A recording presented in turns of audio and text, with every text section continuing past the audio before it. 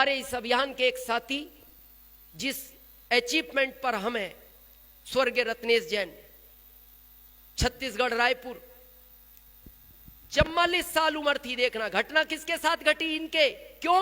ये मार्केट में कार खड़ी करके बाहर निकले और 3 बच्चे बाइक से आ रहे थे, बाइक टकराई और ये गिर गए। इनके साथ क्यों नहीं टकराई? ये घर में थे। घटना तो इसी के साथ घटी।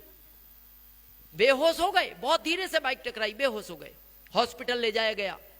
48 घंटे के बाद डॉक्टर ने कह दिया आई एम सॉरी, नहीं बचा पाए। 40 साल उम्र है इनकी पत्नी की, बेटी 11 साल की है, बेटा 5 साल का है, माताजी 75 की हैं, बाबूजी 80 के हैं। इनको बीमारियां हैं। अब आरसीएम की ताकत देखना। सफायर की इनकम होती है 8 से 10 लाख पर मंथ, पता है इन सीनियरों को, महीने की। जैसे ये इस दुनिया से गए, 1 महीने बाद आरसीएम का फोन आता है सुबा जैन को। सुबा जैन नाम है उनकी पत्नी का। मैडम, बहुत दुख के साथ ये सूचित किया जाता है कि इस अभियान का एक बहुत बड़ा सिपाही हमने खो दिया, लेकिन आप परेशान मत होना, आरसीएम परिवार आपके साथ है। आप अपना ध्यान रखो, अपने बच्चों का ध्यान रखो, अपने माता पिता का ध्यान रखो।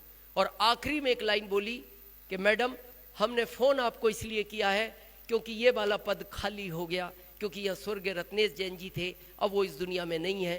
तो आपके परिवार से आप कंपनी को पेपर मेल कर दो, क्योंकि अगले महीने इस पद पर हम आपको बैठाएंगे। और अगले महीने सुबा जैन को सफायर घोषित कर दिया कंपनी ने। आज सुबा जैन आरसीएम अभियान की सफायर है, जिनकी इनकम 8 से 10 लाख है। इनका बेटा है 5 साल का। शायद उनकी यहां कभी फिजिकल मीटिंग नहीं हुई होगी। पता है क्यों नहीं हुई? ये बच्चा जाने नहीं देता था। ये पहला बच्चा था जो मां से ज्यादा पिता को प्यार करता था। मां को प्यार नहीं करता था वो ज्यादा, पिता को बहुत प्यार करता था। सफायर वो उसके जन्म के पहले बन गए, इसीलिए जैसी वो घर से निकलते थे ना आरसीएम के लिए, ये दोनों पैर पकड़ के रोता था बहुत, और एक ही बात बोलता था, पापा मेरे को छोड़कर नहीं जाओगे आप, आरसीएम छोड़ दो पापा, मेरे को नहीं छोड़ोगे आप। और आरसीएम करना है मम्मी करेगी ना पापा, आप नहीं जाओगे मेरे को छोड़ के, मैं आपके बगैर नहीं रह सकता पापा। और जब वो पैर पकड़ लेता था तो वो फोन पे बोलते थे, आज की मीटिंग तुम मैनेज कर लेना, बच्चा आने नहीं दे रहा, नहीं जाने देता था। वो बहुत प्यार करता था। अभी इस बच्चे को नहीं पता कि उसके पापा इस दुनिया में है या नहीं है, अभी भी नहीं, उसको बताया नहीं गया, क्योंकि कहीं सदमे में ना चला जाए। 5 साल का बच्चा है। जब रात को उनका पार्थिव शरीर घर लाया गया तो हमारे यहाँ रात को अंतिम संस्कार नहीं होता हमारे यहाँ, तो जब वो लेटे हुए थे, ये बार बार देख के अपनी मम्मी को बोलता था, पापा ने ऐसा क्या खाया है मम्मी आज? ये बोलते नहीं, मेरे से आज क्यों नहीं बात कर रहे, मैंने तो ऐसा कुछ नहीं बोला, मेरे से क्यों नाराज है, कब उठेंगे मम्मी? क्या कहे माँ? लगा कहीं सदमे में ना चला जाए, इसको अलग शिफ्ट कर दिया गया। अभी भी इस बच्चे को नहीं पता, अभी भी नहीं पता। जब आपको अचीवमेंट मिलता है ना आरसीएम में, बहुत सारी आपकी तस्वीरें लगती हैं। आखिरी तस्वीर जब उनकी माला वाली लगी ना, आप पूछो वो माँ कितना सीना पक्का करती होगी उस समय। आज भी वो पूछता है, माँ ये सम्मान पापा को कब मिला था? क्या बताए वो कब मिला था, ये आखिरी सम्मान है। वो आज भी पूछता है, पापा घर क्यों नहीं आ रहे माँ? वो बोलती है, बेटा आरसीएम की बहुत दूर मीटिंग करने गए हैं, आएंगे, जल्दी आएंगे। क्या बताए वो माँ? रोज 2 बार पूछता है, मम्मी फोन आया पापा का? क्या सीना पक्का करती होगी माँ उस समय, जब वो रोज जिक्र करता होगा। अभी एनिवर्सरी में मिला था, हमसे पूछ रहा था, दिनेश सर मेरे पापा आपको कोई मीटिंग में मिलते हैं क्या? हमने कहा बेटा आएंगे, जल्दी आएंगे, विचार करो। हम उस बात के साथ बात को खत्म कर रहे हैं जहां शायद आपके हर प्रश्न का उत्तर मिल जाएगा, जिसके लिए ये आरसीएम बना है। ये 2 ही चीजों पे काम करता है, पैसिव इनकम और सिक्योर्ड इनकम। ये सबसे इंपॉर्टेंट पार्ट है इस अभियान का। थोड़ा समझें। आपकी फैमिली, भारत सरकार जिसको सबसे छोटा परिवार मानती है, पत्नी, 2 बच्चे, बूढ़े मां बाप, भारत सरकार इसको सबसे छोटा परिवार मानती है। ये आदमी खुश है तो ये परिवार खुश है। जिस दिन ये आदमी उदास हो जाता है, ये परिवार उदास हो जाता है। जब तक ये आदमी भाग रहा है, इस परिवार में खुशियां आ रही हैं। जिस दिन ये आदमी रुक जाएगा, इस परिवार की खुशियां खत्म हो जाएंगी। और इसको पता है, हम बड़ा लाइटली मान बैठे। इसको हम पता क्या मानते, ये एक सिस्टम है। दादाजी की शादी हुई, पिताजी आ गए, पिताजी की हुई, हम आ गए, हमारी हुई, हमारे बच्चे आ गए, उनकी हुई, उनके बच्चे आ गए। ये सिस्टम नहीं है, ये बहुत जिम्मेदारी का काम है। थोड़ा समझा आज इस जिम्मेदारी को, समझे? आपके घर में बच्चा है, 2 साल, 5 साल, 8, 10, 12, 14, 16, 18, 20, 22 है। कोई आपसे आकर कहे ये बच्चा मेरे को दे दो, सिमरई वालों नहीं दोगे? अच्छा, क्यों नहीं दोगे? आपका अपना है, आपको डाउट है कोई? हाँ, कंफ्यूजन मत करना, वो आपका ही है, हमें भी पता है और आपको भी पता है। ना देने के 3 कारण हैं, ध्यान से सुनना। पहला, जिसको आप जानते नहीं कैसे दे दोगे बच्चा। दूसरा, वो आपके जैसा पालन पोषण करेगा, ये क्या गारंटी है। तीसरा, जितने दिन बच्चा आपके पास रहता है, आपका इमोशनल अटैचमेंट बढ़ता जाता है। 6 महीने में बच्चा दूर हो जाएगा तो आपका भाव अलग हो जाएगा। 6 साल आपके साथ रहे तो आपका लगाव ज्यादा होगा। 26 साल आपके साथ रहे तो और ज्यादा लगाव होगा। लेकिन अब आखिरी प्रश्न, जिस लड़की से आपने शादी की थी, इसको भी तो किसी ने पाला था।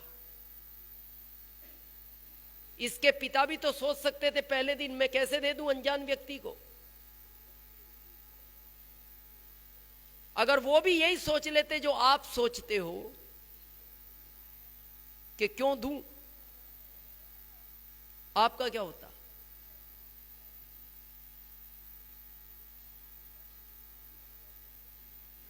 क्या होता?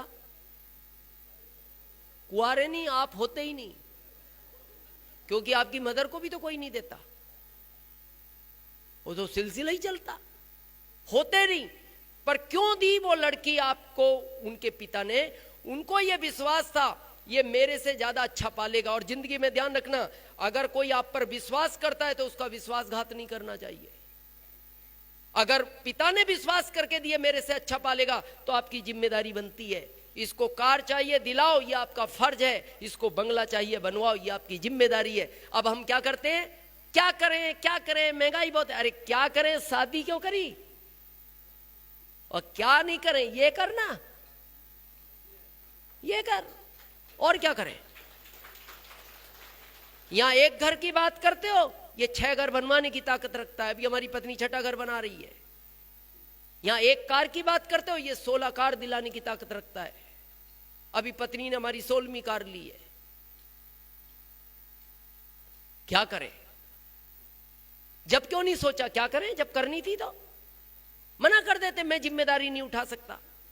और ये पुरुष वर्ग बहुत ध्यान से सुनना, जिस घर में पत्नी की आंख से आंसू गिरता है पति की वजह से, उस घर में कभी लक्ष्मी निवास नहीं करती, उस घर से लक्ष्मी आउट हो जाती है। ये याद रखना, पत्नी की आंख से कभी भी आपकी वजह से आंसू नहीं गिरना चाहिए। अगर उसको कार चाहिए दिलाओ, फर्ज है आपका। उसको बंगला बनाना है बनवाओ, ये जिम्मेदारी है आपकी। और आप कहते हो कोई रास्ता नहीं है, तो सबसे बड़ा रास्ता है दुनिया का आपके पास, जिसका नाम RCM है। क्यों नहीं है? दूसरी जिम्मेदारी, जिन बच्चों को इस दुनिया में लाए हो, 4 पाल सकते थे 4 लाने थे, 2 पाल सकते थे 2 लाने थे, 1 पाल सकते थे 1 लाना था, नहीं पाल सकते थे नहीं लाना था। ये आपके हाथ का कंट्रोल था। और अब लोग पता क्या बोलते हैं, क्या करें क्या करें, महंगाई बहुत है, फीस कौन भरेगा? अरे फीस नहीं भरेगा, घर में इनको क्यों भरा है? ये आसमान से गिर गया इधर। हमारे एक ही बच्चा है, तो कई बार सफर में लोग पूछ लेते हैं। उस दिन दिल्ली एयरपोर्ट पे हमसे एक बैठे हुए पूछ रहे, और सर परिवार में कौन कौन है? हमने कहा एक बेटा है, एक ही बेटा। हाँ, हमने कहा एक ही बेटा है, एक ही पत्नी है और एक हम है। बोले एक ही क्यों? हमने कहा एक है, एक ही है। बोले एक ही क्यों? अरे हमने कहा अब एक ही है, अब क्या करेंगे यार। बोले लॉजिक क्या है? हमने कहा जॉब के हिसाब से, हम जॉब में थे तो हमें पता था एक को पालने बहुत बड़ी बात है। बोले अच्छा। हमने कहा हमें नहीं पता था भविष्य में आरसीएम मिलेगा। तो उन्होंने 2 मिनट बाद पूछा अगर पता होता आरसीएम मिलेगा तो?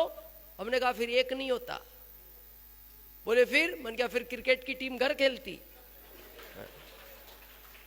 हाँ फिर तो ये पालता ना, ये पालता। 1,05,000 टैक्स दे रहे हैं कि नहीं भारत सरकार को महीने का, तो फिर पलते क्यों नहीं पलते? 12 के 24 होते तो ही पल जाते। तीसरी आखिरी जिम्मेदारी, बड़े ध्यान से सुनना, इन माता पिता की जिनकी वजह से इस सुनहरी दुनिया को देख रहे हो। एक काम ध्यान से सुनना सिमरई वालों, सब कुछ छोड़ देना, मां को कभी मत छोड़ना।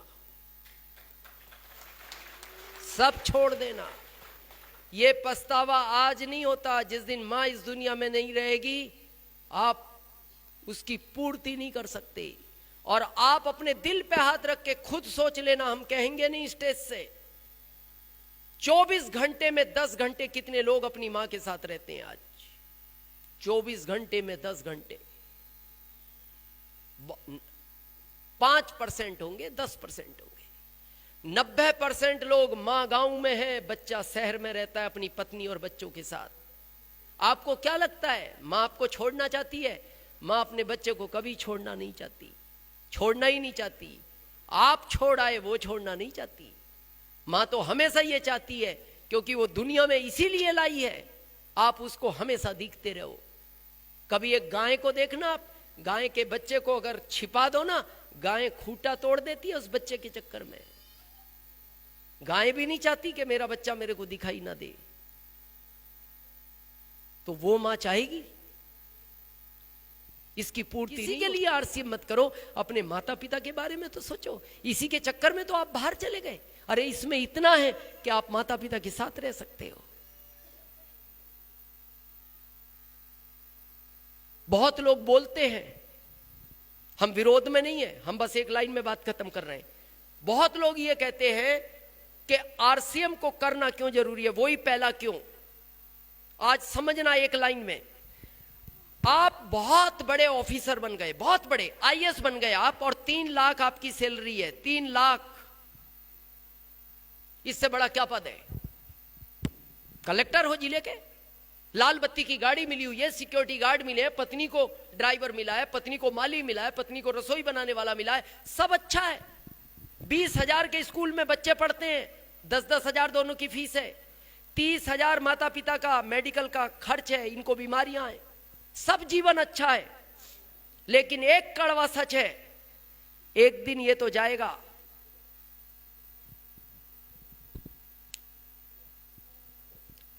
हमारे यहां जब सब यात्रा निकलती है, कौन सी यात्रा अच्छी है? जिसमें बेटा पिता को कंधा देता है, वो यात्रा अच्छी है। वो यात्रा अच्छी नहीं है जिसमें पिता बेटे को कंधा देता है। और आप भारत में देखो, ये यात्राएं ज्यादा निकलती है जिसमें पिता बेटे को कंधा देता है। जब आप सुनते हो बॉर्डर पे इतने जवान शहीद हो गए, और जब उनको गांव लाया जाता है, ये पिता है, बेटा नहीं रहा। ये घटना इसके साथ क्यों होती है? क्योंकि रोड पे ये दौड़ता है, बाइक इसी की टकराएगी, कार इसी की टकराएगी, ट्रेन इसी की टकराएगी, फ्लाइट में आग इसी के लगेगा। ये तो घर में सब सुरक्षित है। यही तो दुख का कारण है कि घटना इसके साथ घटी। चलो घट गई, ये आईएएस था, घट गई, पद खाली हो गया,